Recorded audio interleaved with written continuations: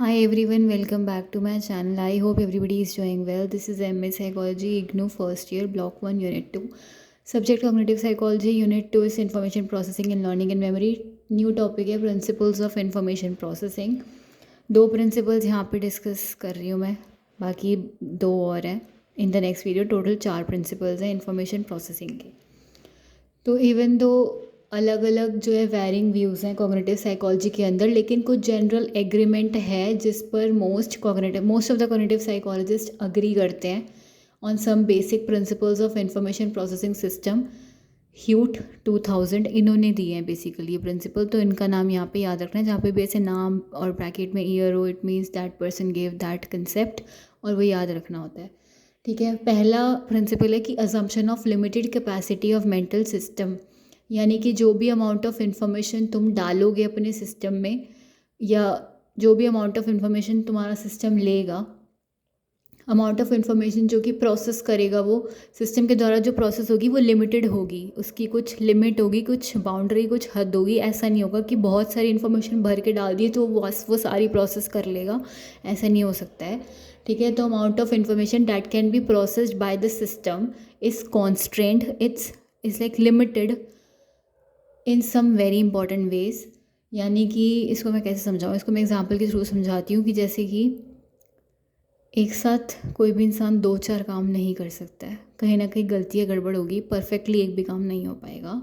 कहने का मतलब ये है कि जैसे कि if you are doing something very very important और तुम्हारा उस चीज़ पे ध्यान पूरा फोकस है, लेकिन उस टाइम पे आसपास से बहुत शोर या बहुत ज़्यादा नॉइजी बैकग्राउंड है या कुछ है, बहुत डिस्टर्बेंसेस इंटरप्शंस चल रहे हैं, तो that will disrupt your focus, or that will actually disturb you and that will interrupt you in working properly। वो चीज़ तुम्हारे उसमें बाधा बनेगी। एंड तो क्या होगा, अगर तुम वो सारी इन्फॉर्मेशन को भी कंसिडर कर लो, वो जो पीछे का बैकग्राउंड वॉइस, कचरा कुचरा जो भी आ रहा है, और जो तुम्हारी काम की बात है वो भी, और उसके अलावा और भी बहुत कुछ है, या तुमसे कोई बात कर रहा है उसी टाइम पे, या कोई कॉल भी आ रहा है तुम्हारा, तो ऐसे करके इतनी सारी इन्फॉर्मेशन अगर तुम एक साथ अपने दिमाग में घुसा के प्रोसेस करने की कोशिश करोगे तो वो नहीं हो पाएगा, क्योंकि amount of information that can be process by our system is always limited and constant, काफ़ी ज़्यादा इंपॉर्टेंट तरीक़ों से। एंड बॉटलनेक्स या रिस्ट्रिक्शंस जो होते हैं इन द फ्लो, बॉटलनेक्स क्या होता है कि जो अमाउंट ऑफ इंफॉर्मेशन तुम अपने दिमाग में लोगे वो रिस्ट्रिक्टेड है टू सम एक्सटेंट, एक हद पे आके वो रुक जाएगी कि इससे ज़्यादा तुम्हारा सिस्टम प्रोसेस नहीं कर सकता है इन्फॉर्मेशन को, इतनी ही हद, इतनी ही लिमिट है इन्फॉर्मेशन को लेने की या प्रोसेस करने की। तो जैसे मैंने बताया, काफ़ी कुछ उठा के तुम नहीं घुसा सकते हो, नहीं डाल सकते हो अपने दिमाग में एक साथ।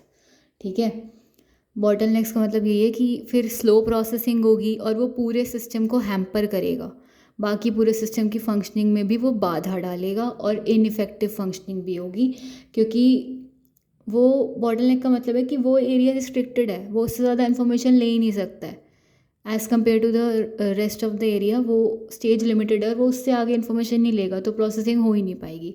तो बॉटलनेक से रिस्ट्रिक्शन जो है in the flow and processing of information, वो काफ़ी स्पेसिफिक पॉइंट्स पर होते हैं। एग्जाम्पल ब्रॉडबैंड और केस। अब ये जो भी आगे ब्रैकेट में नाम आएंगे सब मेमोरी चैप्टर में हमने पहले पढ़े, इन्होंने अपने अपने मॉडल और थ्योरियाँ दी हैं, उनकी यहाँ पे बात हो रही है कि इन्होंने भी ऐसा ही कहा है और उसी के बेसिस पे प्रिंसिपल्स बने। इफ़ यू वांट मैं वो इनकी थ्योरीज मॉडल्स अलग से समझाऊँ, यू कैन सिंपली सजेस्ट। दूसरा प्रिंसिपल है कंट्रोल मैकेनिज्म। एक चाहिए होता है ओवरसी करने के लिए। ओवरसी का मतलब किसी भी चीज़ पे वॉच रखना, नज़र रखना, चेक करना कि काम सही से प्रॉपरली हो रहा है या नहीं हो रहा है। तो एक control mechanism is required to check to oversee encoding, कि इंफॉर्मेशन जो आई उसको कंप्यूटर लैंग्वेज में चेंज हुआ या फिर वो ट्रांसफॉर्मेशन, उसका फॉर्म इन्फॉर्मेशन का चेंज हुआ या नहीं। ट्रांसफॉर्मेशन वही इन्फॉर्मेशन जिस फॉर्म में थी उस फॉर्म से जैसे मैं इंटरप्रेट कर पाऊँ, या कोई और भी उस फॉर्म में अलग फॉर्म में चेंज हुई या नहीं हुई, प्रोसेसिंग हुई या नहीं, स्टोरेज हुआ या नहीं, रिट्रीवल हुआ या नहीं, और यूटिलाइजेशन इस्तेमाल हो पा रहा है उस इन्फॉर्मेशन का, या बस ऐसे ही कचरे की तरह इकट्ठी करके रख ली है। इसकी बात भी एटकिंसन और शिफ्रिन ने की है, अपने मॉडल में की थी पहले। ये सब हम पहले पढ़ चुके हैं। इफ़ यू वांट मैं अलग से पढ़ाऊँ या समझाऊँ, यू कैन सिंपली सजेस्ट। ठीक है, तो एक कंट्रोल मैकेनिज़्म चाहिए होता है देखने के लिए और चेक करने के लिए कि एनकोडिंग सही से हो रही है कि नहीं, ट्रांसफॉर्मेशन सही से हो रहा है कि नहीं, processing, storage, retrieval, utilisation information का सही से हो पा रहा है या नहीं हो पा रहा है। यानी कि सारी की सारी प्रोसेसिंग कैपेसिटी जो है सिस्टम की अवेलेबल नहीं होगी। एक एग्जीक्यूटिव फंक्शन जो है वो चेक करेगा, वो देखेगा कि प्रोसेस कैसे काम कर रहा है और उस कैपेबिलिटी पे कैसे वर्क कर रहा है। Basically an executive function that oversee this process, जो चेक रखेगा और देखेगा, मैनेज करेगा कि सारा काम सही से हो रहा है कि नहीं हो रहा है, और इसी कैपेबिलिटी को यूज़ करेगा क्या कि सही से एनकोडिंग हो रही है कि नहीं और इन्फॉर्मेशन सही से यूटिलाइज हो रही है कि नहीं, सो एंड सो। जैसे कि अगर कोई भी इंसान कोई नया टास्क सीख रहा है जो उसने पहले नहीं सीखा या पहले नहीं देखा, या कोई ऐसी नॉलेज या स्किल एक्वायर कर रहा है जो पहले नहीं थी उसके पास, या फिर किसी नए इन्वायरमेंट को फेस या कन्फ्रंट कर रहा है, तो एग्जीक्यूटिव फंक्शन को ज़्यादा मेहनत करनी पड़ेगी, ज़्यादा प्रोसेसिंग पावर का इस्तेमाल करना पड़ेगा एज़ कम्पेयर टू तब जब कोई इंसान रूटीन या रोज़ का काम कर रहा है, या फिर रोज़ जिस चीज़ से डील करता है उसी चीज़ से डील कर रहा है, सेम इन्वायरमेंट में है, वही फेमिलियर सिमिलर इन्वायरमेंट में है, या फिर सेम लोगों के साथ है, या फिर सेम इन्फॉर्मेशन के साथ ही कन्फ्रंट कर रहा है। ठीक है, नई इन्फॉर्मेशन होगी, नया इन्वायरमेंट होगा, तो एग्जीक्यूटिव फंक्शन को भी ज़्यादा मेहनत और ज़्यादा प्रोसेसिंग पावर का इस्तेमाल करना पड़ेगा उस नई चीज़ को समझने के लिए, इंटरप्रेट करने के लिए और हमारे दिमाग तक उसको पहुंचाने के लिए। ठीक है, तो अभी मैंने बात की है दो प्रिंसिपल्स की इंफॉर्मेशन प्रोसेसिंग की। पहला तो कि अजम्पशन है ऐसा कि लिमिटेड कैपेसिटी होती है मेंटल सिस्टम की, अमाउंट ऑफ इन्फॉर्मेशन जो भी प्रोसेस होगा हमारे सिस्टम के द्वारा वो लिमिटेड है या कांस्टेंट है काफ़ी इंपॉर्टेंट तरीक़ों से। बॉटलनेक्स और रिस्ट्रिक्शंस जो हैं फ्लो में और प्रोसेसिंग ऑफ इंफॉर्मेशन में होते हैं at the very specific points. दूसरा, कंट्रोल मैकेनिज़्म चाहिए होता है ओवरसी करने के लिए, देखने के लिए और ध्यान रखने के लिए कि काम सही से हो रहा है कि नहीं, encoding, transformation, processing, storage, retrieval, ये सब सही से हो रहा है कि नहीं हो रहा है।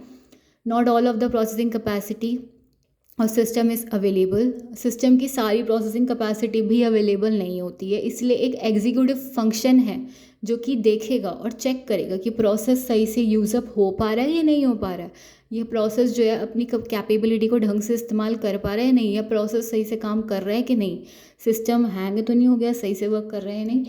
जब जैसे कि कोई भी इंसान नया टास्क लर्न कर रहा है या नए इन्वायरमेंट को कन्फ्रंट कर रहा है, तो एग्जीक्यूटिव फंक्शन को ज़्यादा प्रोसेसिंग पावर लगानी पड़ेगी एज़ कम्पेयर टू जब कोई रोज़ का ही काम कर रहा है और फेमिलियर इन्वायरमेंट में ही है, मतलब किसी नई चीज़ से डील नहीं कर रहा है, क्योंकि वो उससे फेमिलियर है और उसको पता है कैसे करना है। तो इतना ज़्यादा प्रोसेसिंग ऑफ इन्फॉर्मेशन वाला तो काम होगा ही नहीं, और अगर होगा भी तो उसमें इतनी मेहनत लगेगी नहीं एज़ कम्पेयर टू तब जब इन्वायरमेंट भी नया है, लोग भी नए हैं, और प्रोसेसिंग इन्फॉर्मेशन की जो इन्फॉर्मेशन प्रोवाइड हो रही है, सामने आ रही है, वो भी अलग और एकदम न्यू है, न्यू टू मी है, तो उसको प्रोसेस करने में तो टाइम लगेगा और समझने में भी देर लगेगी, तो प्रोसेसिंग पावर ज़्यादा यूज़ करेगा एग्जीक्यूटिव फंक्शन अपनी, और उसको रिक्वायर नीड होगी ज़्यादा प्रोसेसिंग पावर की। ठीक है, अभी के लिए इतना ही। कुछ भी समझ में नहीं आए तो मुझसे पूछने का कष्ट उठाएं।